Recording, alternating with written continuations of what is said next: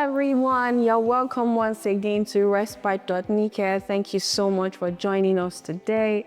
And of course, I have lovely Dr. Jade here. I'm assuming you know her if you watched on our previous videos that we posted. But before we go right into today's interesting topic, I'd like you to please like this video. Please share the link with the people that you love in your lives that you know that need this video, and also subscribe to this channel, and please press the bell icon so that you can get notified every time we post a new video. All right, so before I invite Dr. Jade to talk today, she's now become like one of our favorites people to have on this channel, right? Okay, so before we go into that, I just want to lay a quick foundation or a quick intro on what we're talking about today.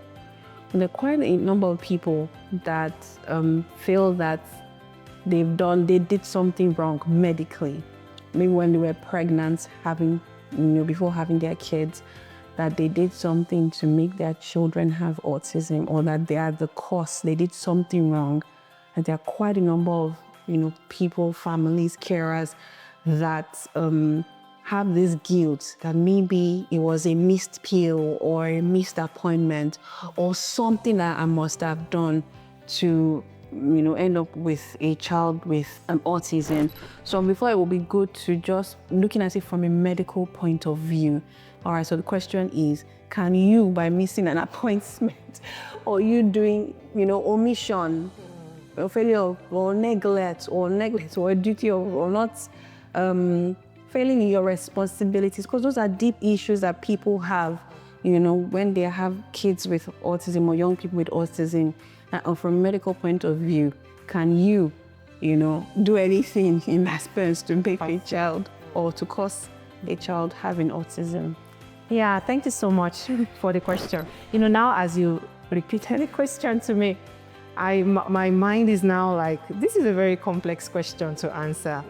But the straightforward thing is that the what we in medicine call pathogenesis, or the genesis of autism, is complex, is not totally understood.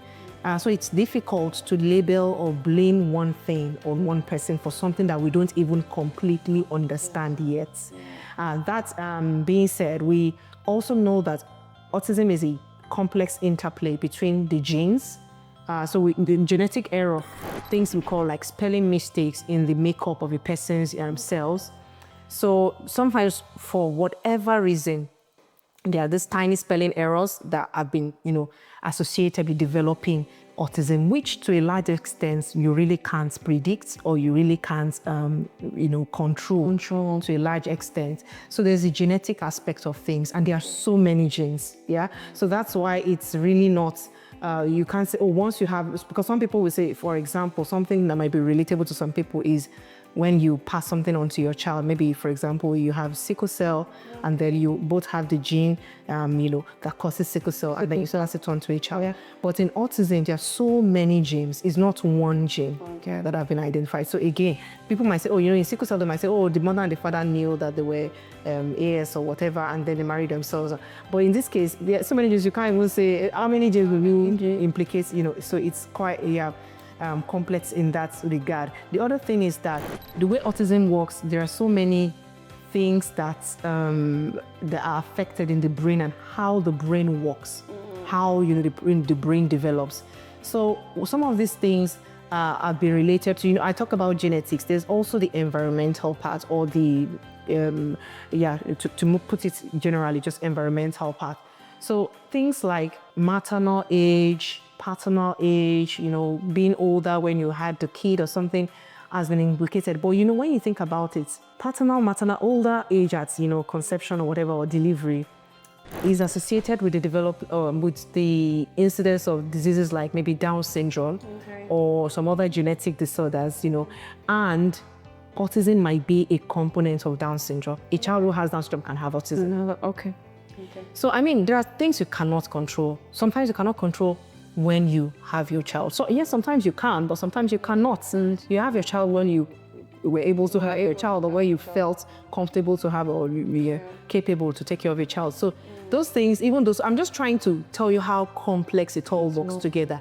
But really, there is nobody should think that they did something or did not do something to cause autism. It is much more complex than that. If you're not taking one pill was enough to cause autism, then it will be easier to find a cure. That means we just go and give them that pill that you did not take, and then we'll reverse everything. So to tell you that it is a complex disease. The manifestation is complex, the presentation is complex, the pathogenesis, how it happens, it's very complex. So don't attribute it to yourself. It is too simplistic to just say, this one plus this one is what caused it. No, there are so many interplay.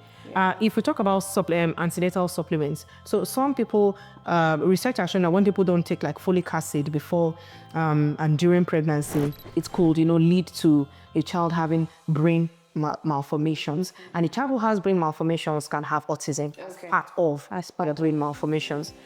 But there are so many people that have had children that did not even know that they were pregnant until all the brain was formed and the child did not have autism. So you see, it's really difficult to just pin it down to one thing. So I think my general advice is that once a disease, whatever it is complex, be very careful to limit the cause to just one thing. If it is complex, just leave it at that, because it's difficult. Then you start ascribing blame where there is no blame and feeling guilty and no. If there was, usually when people can do something about something is where, you have this gene, your wife has this gene. If you two come together without a prenatal testing or genetic testing, you can have a child like this. In that case, we don't advise people to blame themselves for that. But in that case, you have a clear cause. This is the gene.